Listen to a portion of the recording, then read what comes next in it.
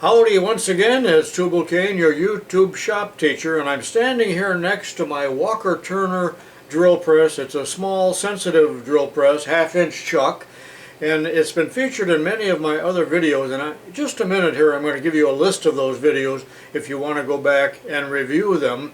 But some of those videos featured a VFD, a variable frequency drive, and then there was a series of them where I showed how to hook it up with my pull gear, and then with this direct current motor, and this works quite well, this controller, but yet I'm taking it one step further. I'm going back to the variable frequency drive. I'm going to mount it on this lathe, or this drill press, and do some tests with it, and I hope you enjoy this. So first of all, take a look at the videos in the list that I made some time ago about the VFD.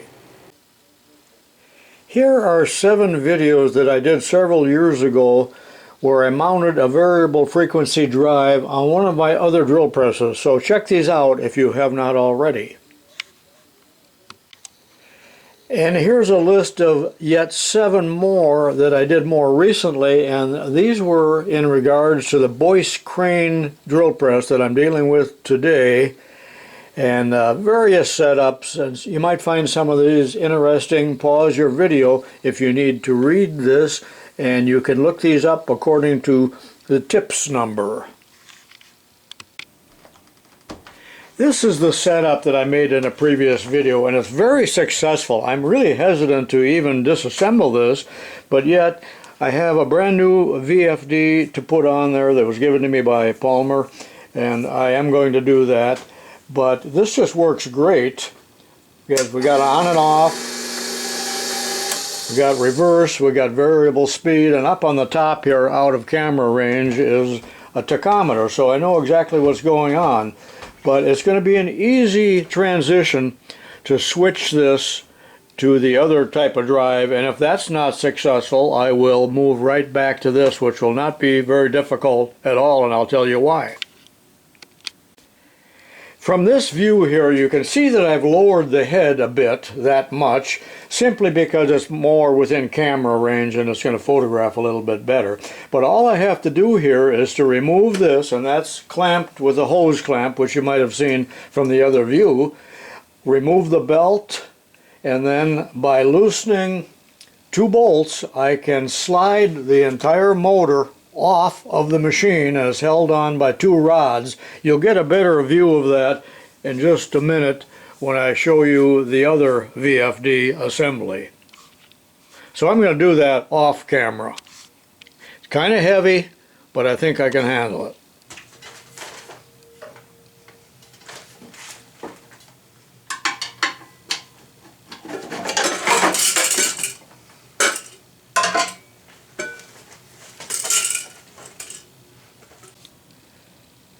And that's all there is to it. Very easy for me to just put that into storage for the next time I need it.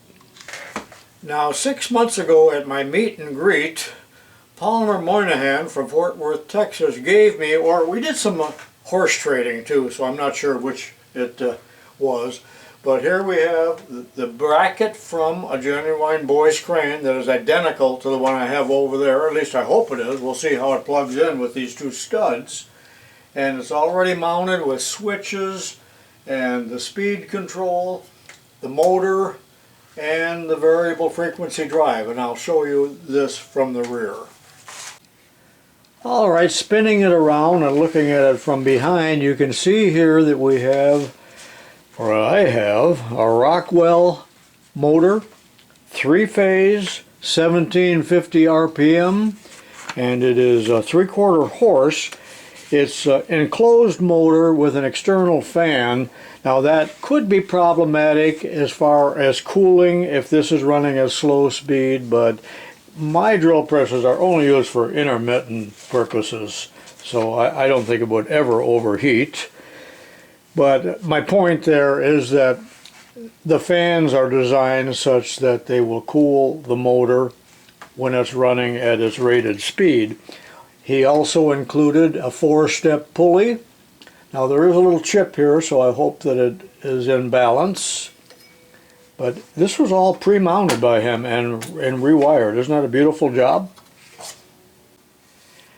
And then also mounted here on the back is the variable frequency drive. It's a Tico FM50 Fluxmaster. Don't know much about it. That's just what he gave me. It's already programmed. I hope I don't have to mess with it. It is on the back side of the machine.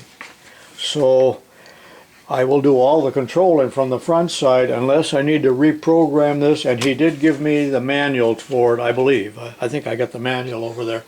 Now this is not mounted in a dust-proof case, so we have this to worry about as far as dust getting in there is concerned. But I do not use my presses for wood, so there isn't a whole lot of dust produced, I don't believe. Although they should be kept dust-free, but yet they have to be in an enclosure that will allow them to be cooled properly. Let's flip it around again to the front.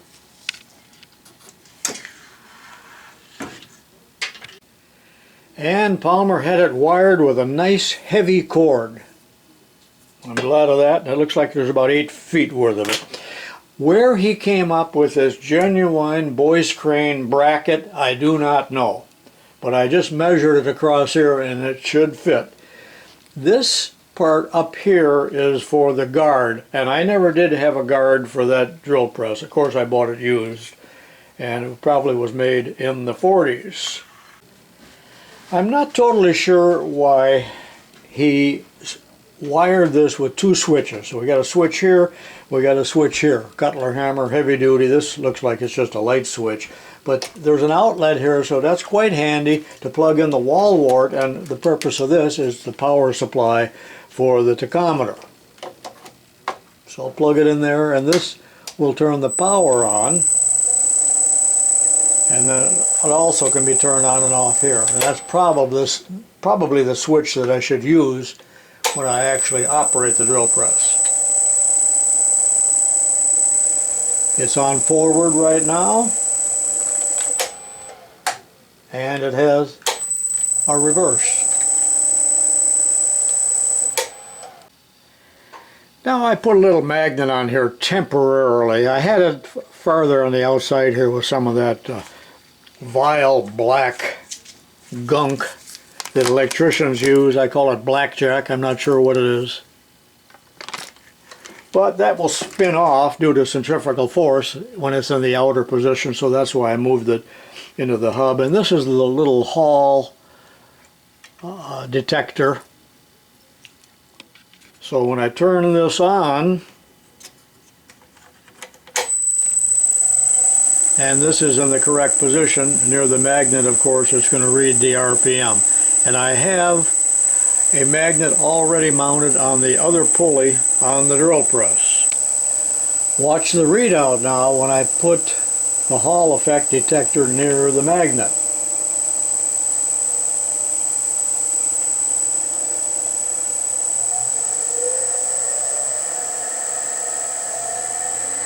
So it looks like the top speed here is, wow, do you hear the magnet go flying? Glad it didn't hit me in the face. Of course I got safety glasses on. So the magnet's gone now, but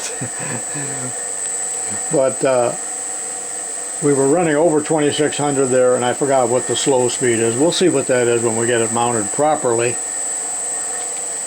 on the drill press. So that's the next thing I'm going to do, is just carry the whole kit and caboodle over and mount it on the press. This is a lot heavier than the other unit. Hope I can lift it in place.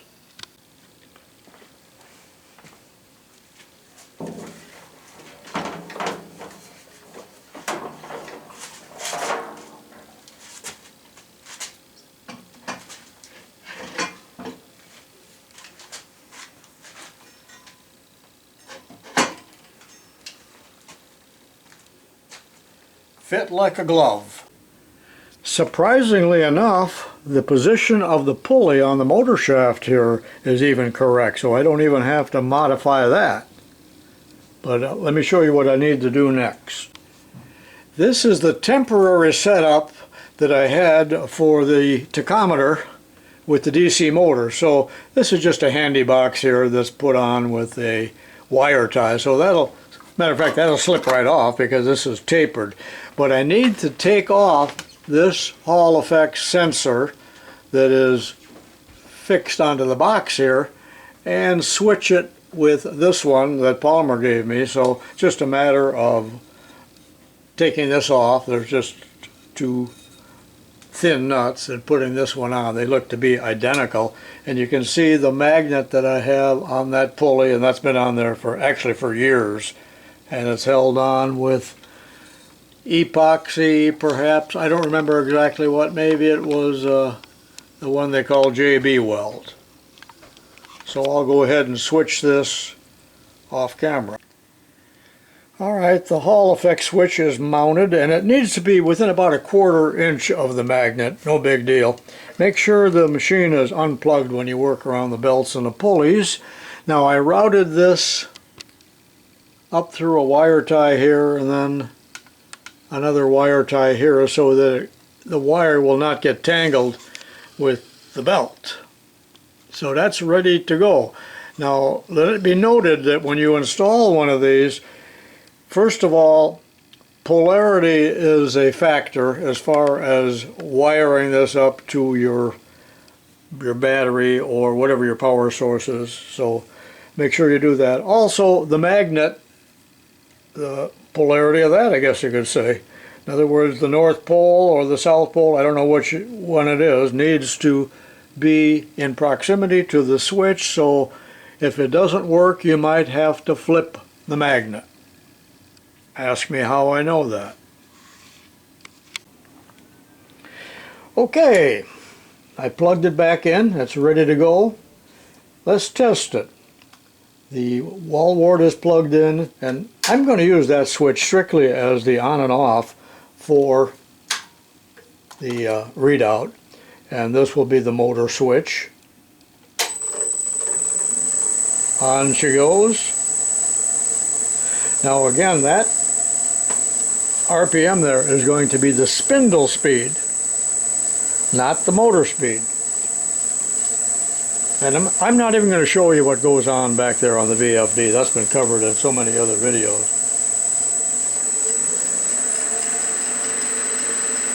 So there we are at 1100. 1800, that's about the actual motor speed. I'm interested, of course, in the lower speeds, always have been.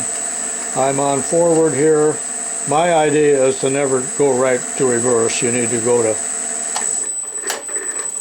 Oh, there is no neutral there. Got to turn it off here, change it to reverse. I will very seldom use reverse other than possibly for tapping, and I doubt that. In my other videos, you've probably heard me repeatedly haranguing about trying to slow down a drill press to drill larger holes. Now, let it be known that these small drill presses are not meant to turn big drill bits like this, other than possibly in wood. But even if you can get it slow enough, and I can now with the speed control, you do not have the rigidity in the quill or just any part of the machine. This machine is designed to drill up to about 1/2. Now, a larger hole drill, a hole saw, can be used because we're drilling, or sawing I should say, probably wood. Now if you go into aluminum, it'll probably be alright. You've seen me do that in other videos, but I want to emphasize that in a way I am, or you are, abusing these small drill presses if you attempt to drill large holes. But of course we're always in a tight spot, we're always in a bind, we're always desperate, and that's why we do those things. I'm set at just about 400 RPM, just a little under. Now the charts recommend 800 RPM, which would give you 100 cutting feet per minute. I just looked that up, and I'm at half of that. And we have here mild steel, 1/2 inch bit, A little bit of oil on it. Let's see what it does. Well, I already drilled one, you can see that.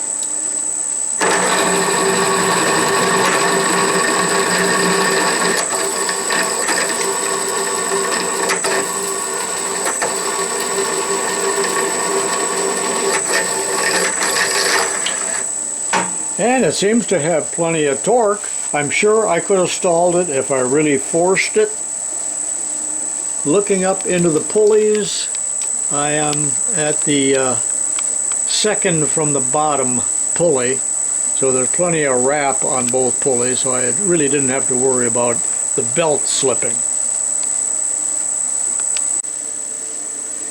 And I do have the Tico manual if I want to look up anything or reprogram that VFD, but for now I'm satisfied with the way Palmer has it set, and I'm going to experiment with this, and if this is successful or what I want, and I believe it is, this will be the permanent setup for this Boyce crane drill press with the switches and the tachometer and just everything you see right here. I think it's going to perform real well. And no longer will I have to mess around with belts. Well, this concludes a very long series, not necessarily in sequential order, but I'm finally wrapping up this series on drill presses and slowing down the spindle speed so we don't burn up drills, and that we can use a little bit larger drills than probably are recommended for this size drill press. Hope you found this interesting and can apply some of this to your drills in your own basement machine shop. This is tubalcain saying so long for now.